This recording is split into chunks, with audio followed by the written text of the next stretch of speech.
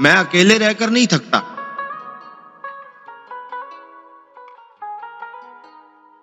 मैं थकता हूं लोगों के बीच में बैठ के, झूठा मुस्कुराने से।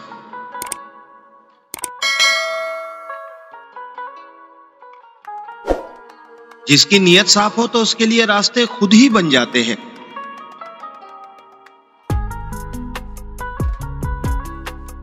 क्योंकि अल्लाह ताला इंसान को नियतों से देखता है, अल्फाज से नहीं।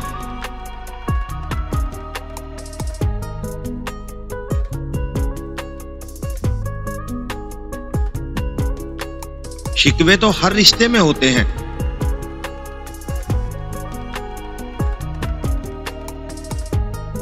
हम खुद मुकम्मल नहीं होते, लेकिन हम रिश्ते मुकम्मल चाहते हैं।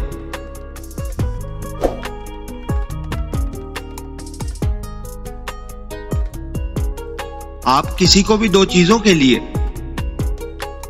जबरदस्ती मजबूर नहीं कर सकते।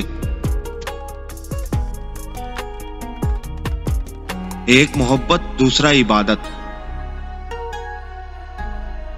और दोनों दिल से होती हैं, और दोनों का रिश्ता रूह से जुड़ा होता है।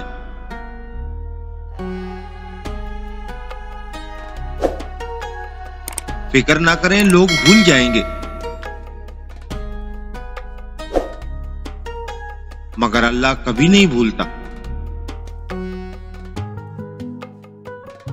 ना आपकी नेकी